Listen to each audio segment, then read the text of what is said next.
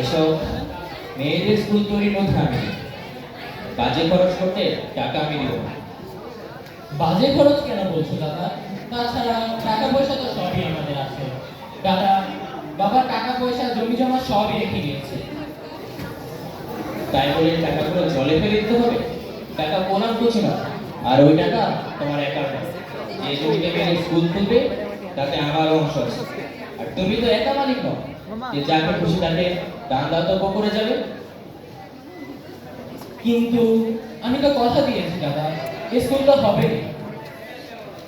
তোমার অনেক আবদার সহ্য করেছি, তোমার লেখাপড়া জানাবো অনেক জীবন সহ্য করেছি, কিন্তু আর না। সে কথা তো আর কম বলে না বেদবু। ঘরে বাইরে অশান্তি আর ভালো লাগে না। এখন তুমি তোমারটা বুঝো না, আর আমাকে আমারটা বুঝিয়ে দাও। এসব তুমি কি বলছো দাদা? ঠিকই বলছি, ভাই ভাই তাই তাই, এ তো আর নতুন কিছু না। এখন তুমি তোমারটা বুঝো না, আর আমাকে আমারটা বুঝিয়ে দিই, একটু শান্তিতে থাকতে দাও। বুঝতে পেরেছো? তাই আমাকে পৃথক হতে হবে, মানে ভিন্ন। দিদি, বড় ঠাকুর এসব কি বলছে? সংসারে থাকতে গেলে একটু একটু তো লড়াই ঝগড়া হয়, তাই বলে পৃথক হতে হবে? তুমি দাদাকে একটু বুঝিয়ে বলো না। তোমাকে এখানে কথা না বললেও চলবে। তুমি যা তাই করো, দিয়ে যাও। এসব আর সহ্য হয় না।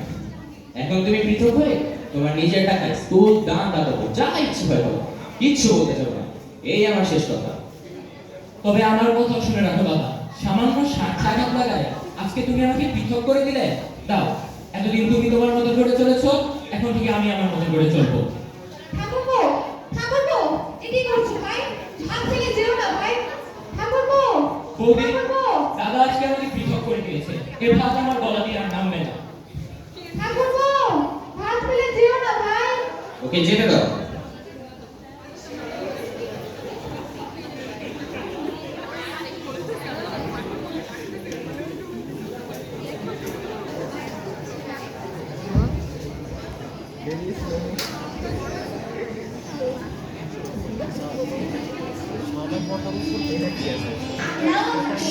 আমরাও আশা করবো।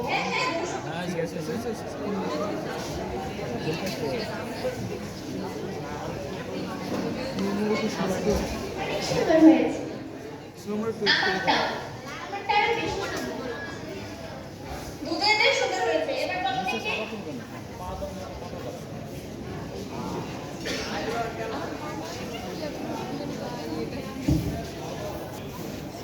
দেখো মা, সুন্দর না? কে করে দিয়েছে? মেজো মা? তাছাড়া আর কে করবে? তা এসব করে যে ছেলেমেয়েদের মাথা খাচ্ছ, নিজের মাথা খাচ্ছ, খাও না বাবু। আমার মেয়েকে নিয়ে কেন টাকা আসা শুরু করেছো? এই যা, পাঁচুরিকে পড়তে বসবে, যা। ছোট মানুষ কত খুশি হয়েছিল বলো তো? তাই এখন এসব বলে ওদের মনটা নষ্ট না করলে কি মহাভারত অশুদ্ধ হয়ে যেত দিদি? এসব করে যদি অভ্যাস করছো, বড় হলে তো তোমার সব মেম সাহেব হতে চাইবে। তখন এদের কে সামলাবে বলো তো? আবার কি শুরু করলেন দিদি? এই দিন পেরোতে বলছে আমার ভুল হয়েছে, আর কোনদিন দিদিকে সাজাতে যাবে না। দুর্গাও দিনে তো বেশ ভালোই ছিল। ছোটটাও সে তো মরেই গেছে গা।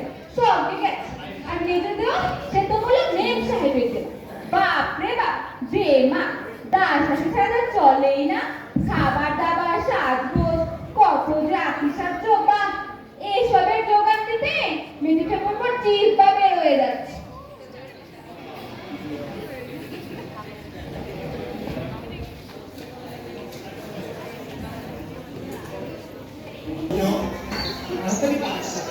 অনেকটাই পথ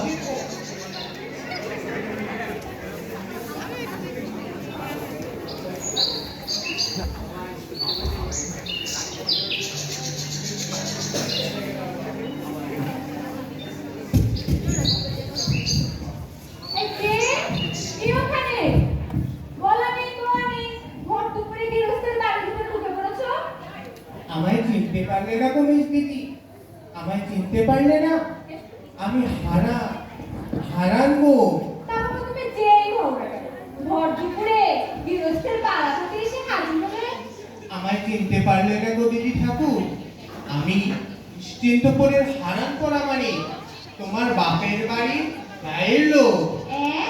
হ্যাঁ, ভুলে গেলে? না, ভুলিনি। এই তো মনে পড়েছে যে আমাকে বিয়ে করতে না তো। দূরে যা, দূরে যা। তোমার ভাই গো দিদি, তোমার ভাই কেষ্ট, শুনেছ তো মাটা মরে যাওয়ার পর ছেলেটা একেবারে অনাথ হয়ে গেছে। তো ভাবলাম দিদি যখন বেঁচে আছে তাই তাই তুমি ওকে নিশ্চিন্তপুর থেকে এনে আমার ঘরে চাপিয়ে নিশ্চিন্তপুর যাচ্ছ? হাজার হোক ভাই তো বটে, হোক না সে সব ছেলে। তাই তোকে আমার ঘরে চাপাতো? এই ছোড়ার মা তো বজ্জাত ছিল। যখন বেঁচে ছিল তখন আমাদের কোনো খোঁজ খবর নেই। আর এখন মরে গিয়ে ওকে আমার ঘরে চাপিয়ে ত্যাগ করতে যাচ্ছে। নিয়ে যাও বাবু, নিয়ে যাও, পরের ছেলেকে নিয়ে যাও। আমি ওর দায়িত্ব নিতে পারবো না। দিদি ঠাকুর লক্ষ্মীর ভাড়ার তোমার, কত দাস দাসী আত্মীয় এবারে পাটটা খেতে মানুষ হতে যাচ্ছে। ভাই বলে না না, কিন্তু এই দুঃখী অনাথ বামনের ছেলে বলে তোমার বাড়ির কোন একটু ঠাঁই দাও দিদি। অমন মায়া কান্না করে এই নাদুমিনীকে ভোলানো যাবে না ভাই। নিয়ে যাও ওকে, পরের ছেলেকে নিয়ে যাও তো।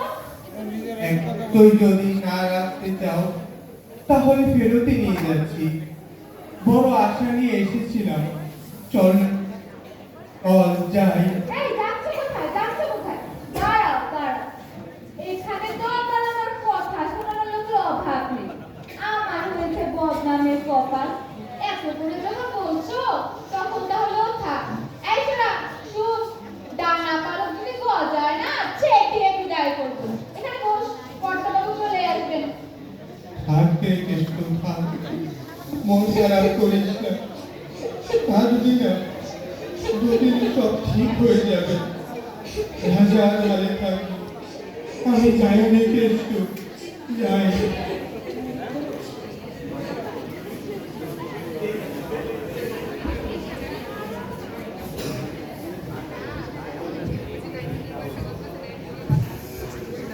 কই গো বড় গো, তোর তো কোথায় গেলে? কি গো, তুমি চলে এসেছো? এইটা কি? তোমার বড় কুটুম গো, বড় কুটুম। আমার সৎ মা মরে গিয়ে ওই যে হারার নাপি ওকে আমাদের কাছে গচ্ছিত রেখে গেছে। এখন না, একে খাওয়াও পড়াও, পরকালের জন্য কিছু তো করে দিতে হবে। নধর গোলগা হ্যাঁ, বেশ তো হবে। ওর মা তো আমার বাবার তো বিষয় সম্পত্তি আছে, সবই তো ওর গহবরে ঢুকিয়েছে। আমি তো কানা করেও পাইনি। খুব ভালো। ভালো হবে না আবার? তোমার সারা বাবু যে ওকে ভালো রাখতে হবে। এতে আমার কাঁচু কপালে এক বেলা এক সন্ধে ভাত 15 টাকা জুটলেও জুটতে পারে। এই নাও, এটা ধরো। শোনো, তোমার জন্য তেল এনে দিচ্ছি। পুকুর থেকে স্নানটা সেরে আসবে। আচ্ছা ঠিক আছে। হে, তোর নাম কি? কেষ্ট। কেষ্ট ঠাকুর? বাহ, নামটা তো বেশ। কাঁদে না, কাঁদে। থাক, থাক, থাক। আর ন্যাকামো করতে হবে না। দয়া করে পুকুর থেকে ডুব দিয়ে এসে আমাকে কৃতার্থ করো। এই শোনো, ওকে নিয়ে যাও তোমার শালা বাড়িতে। শোনো, ওকে যদি ডুবে গিয়ে মরে যায় তাহলে তো আর বদনামে শেষ থাকবে না। বাড়ি শুদ্ধ লোককে দড়ি বেঁধে নিয়ে যেতেও ভুল হবে না। বাস না, তেল মাখার তো অভ্যাস নাই। ওকে নিয়ে যাও তো।